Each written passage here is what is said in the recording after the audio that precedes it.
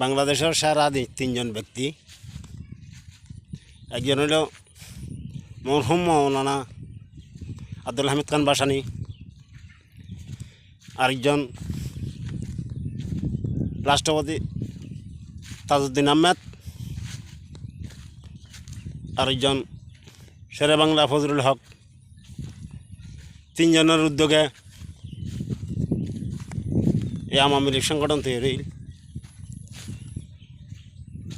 এই তিনজনের মনে করেন পাকিস্তান, ইন্ডিয়া, মাহিরমা এই রাষ্ট্রই নেই।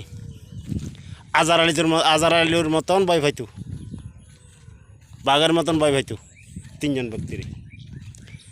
তো তারা 71 যুদ্ধের সময় মুক্তিযুদ্ধ সংগঠন করি, 71 মধ্যে বা যুদ্ধ করছি। কিন্তু এখন বর্তমানে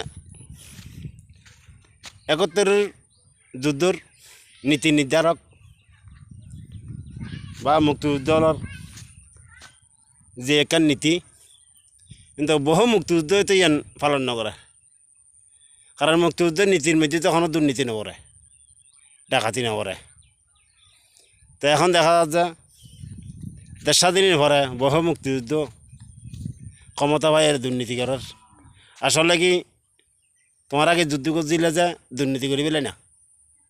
না, পুরো দেশেরও রক্ষা করি পেলাই। তো তোমারা নিজেরাই যদি দুর্নীতি করা যায় আর যুদ্ধ করে লাভ করেন, আর আরেক দেশের তুন বা বাঁচায় রাখি লাভ করেন। নিজের বাই না মানে যদি আরেকজনে মানিলে দিয়ে আরও বেশি বেশি বাড়ানো না।